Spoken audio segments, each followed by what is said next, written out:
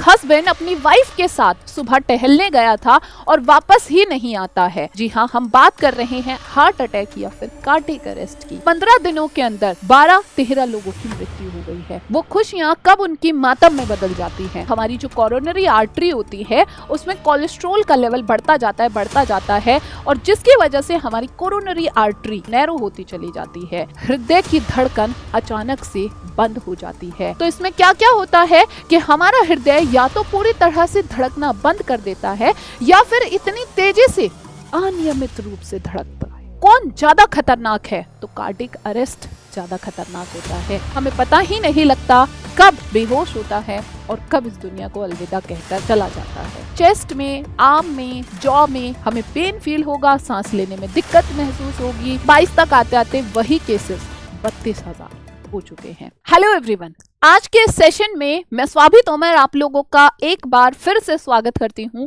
जहां पर मैं बात करने वाली हूं आज एक ऐसी बीमारी के बारे में जिसमें आप अपने परिवार के साथ बहुत ही हंसी खुशी के साथ बैठकर टीवी देख रहे हैं और पता नहीं कब टीवी देखते देखते हमारी आंखें बंद हो जाती हैं और हम हमेशा के लिए ये दुनिया छोड़ के चले जाते हैं। कोई एक हस्बैंड अपनी वाइफ के साथ सुबह टहलने गया था और वापस ही नहीं आता है। जी हाँ, कोई एक बहन अपनी बहन की शादी में आई थी और डांस करते करते पता नहीं कब इस दुनिया को अलविदा कह देती है।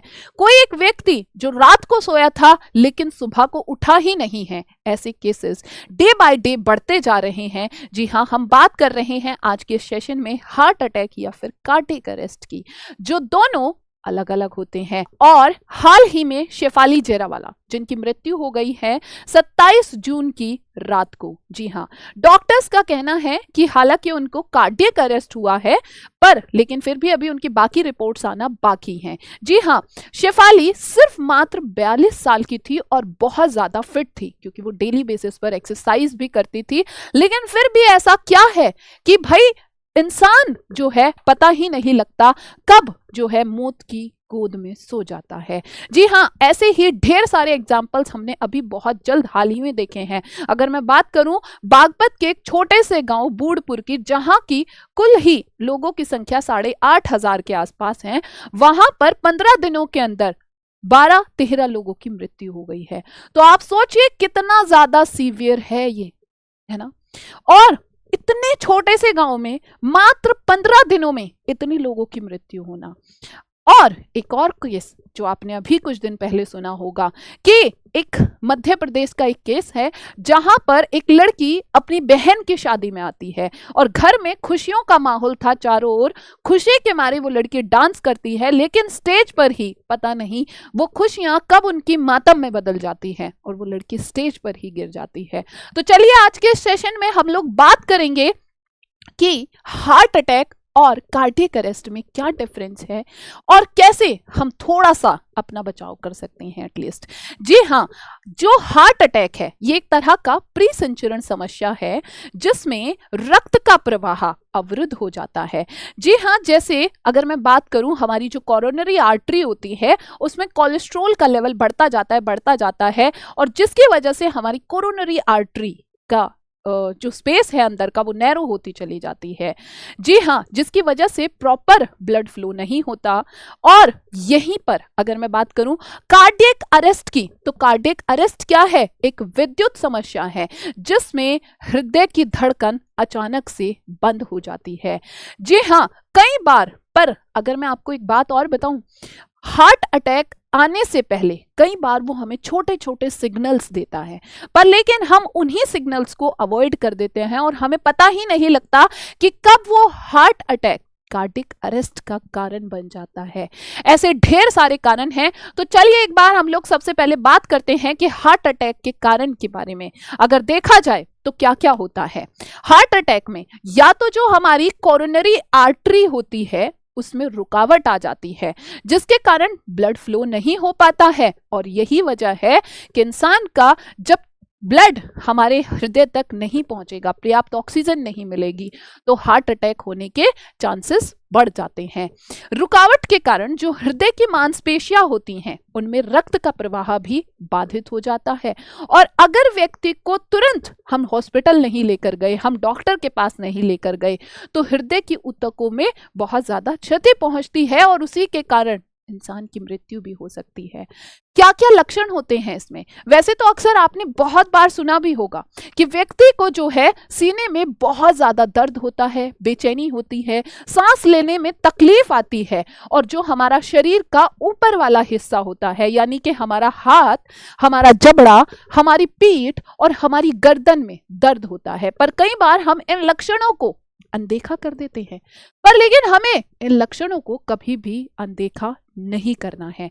लेकिन अगर हम वहीं पर बात करें कार्डियक अरेस्ट की, तो जो कार्डियक अरेस्ट होता है इसमें हमारे हृदय के अंदर जो विद्युत खराबी आती है, जिसके कारण हृदय प्रभावी रूप से धड़कना बंद कर देता है, और डॉक्टर्स का कहना है कि शेफाली की मृत्यु जो है वो कार्डियक अरेस्ट की वजह से ही हुई है। जी हाँ, तो इसमें क्या क्या होता है कि हमारा हृदय या तो पूरी तरह से धड़कना बंद कर देता है या फिर इतनी तेजी से अनियमित रूप से धड़कता है कि बच्चा वहां पर होता क्या है कि वो प्रभावी रूप से जो उसको ब्लड पंप करना था, अब वो ब्लड को पंप कर ही नहीं पाता है।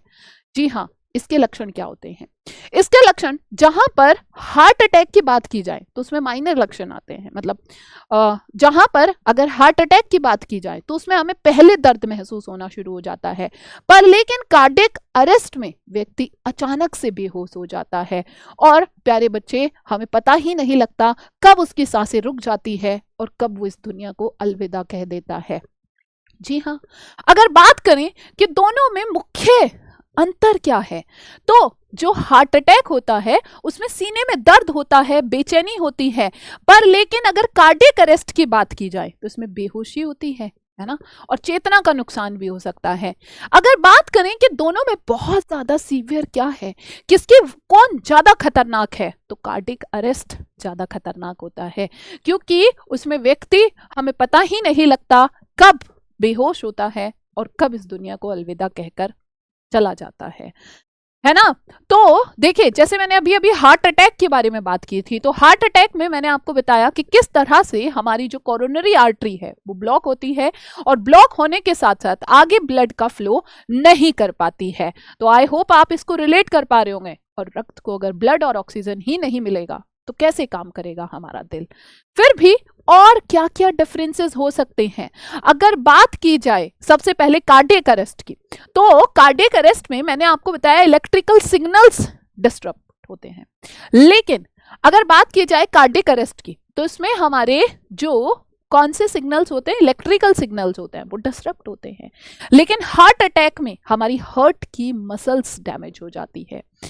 कार्डियक अरेस्ट में व्यक्ति जो है तुरंत, मतलब एकदम होता है ये, और एकदम होता है तो इसीलिए इंसान का पल्स भी रुक जाती है, तुरंत बेहोश होता है, ना ही उसको लॉस ऑफ कॉन्शियसनेस हो जाता है, उसको कुछ नहीं पता होता फिर क्या है क्या नहीं है, फिर उसके बाद चाहे कुछ भी होता रहे। लेकिन अगर हार्ट अटैक की बात करूं वहीं पर, तो उसमें धीरे धीरे सिम्टम्स आने शुरू होते हैं, जैसे मैंने अभी बोला था कि चेस्ट में, आर्म में, जॉ में हमें पेन फील होगा, सांस लेने में दिक्कत महसूस होगी, स्वेटिंग हो सकती है। पर अगर हमने इन्हीं छोटे छोटे सिम्टम्स को, जो भी लक्षण हमें उस टाइम पर दिखाई दे रहे हैं, हमने अगर उनको मिस कर दिया तो हमें पता भी नहीं लगेगा कि कब हार्ट अटैक कार्डियक अरेस्ट में बदल गया है, और इसके बाद पता ही नहीं लगता कि कब उस इंसान की मृत्यु हो जाती है।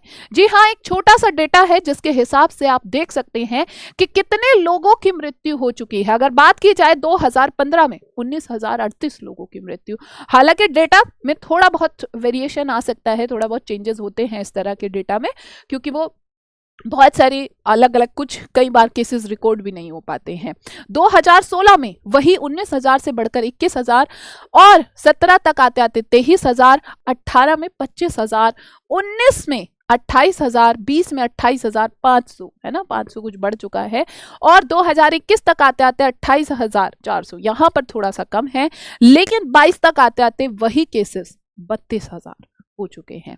तो आप सोचिए किस तरह से। और अगर बात की जाए एज ग्रुप की, तो ऐसा नहीं है कि हार्ट अटैक सिर्फ बुजुर्गों को आता है, ये किसी भी एज के लोगों को आ सकता है।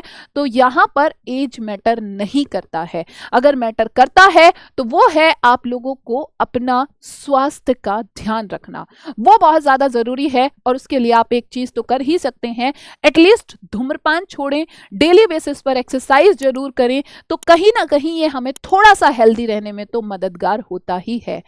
आई होप आज के जो भी सेशन था वो आप लोगों के लिए हेल्पफुल रहा होगा। जितनी बातें मैंने आप लोगों को बताई हैं, शेयर की हैं, उनको अपने सभी जानकार जो आपके मित्र हैं, जो आपके खास दोस्त हैं, जो आपके रिश्तेदार हैं, उन तक जरूर शेयर करेंगे कि एटलीस्ट वो ऐसे जो भी सिम्टम्स आ रहे हैं उनको इग्नोर नहीं करेंगे। और अगर आज का ये सेशन आपको अच्छा लगा है तो आप लोग लाइक और शेयर जरूर करेंगे। साथ में मुझे कमेंट सेक्शन में कमेंट करके बताएंगे कि ये सेशन आपको कैसा लगा है। साथ में आप और क्या चाहते हैं कि मैं आपके लिए उस टाइप की वीडियोस बनाऊं, तो आप लोग मुझे कमेंट सेक्शन में सजेस्ट जरूर कर सकते हैं। ठीक है, बाय बाय, मिलेंगे वापस फिर से किसी ऐसे ही मजेदार से सेशन में। तब तक के लिए बाय बाय एवरीवन।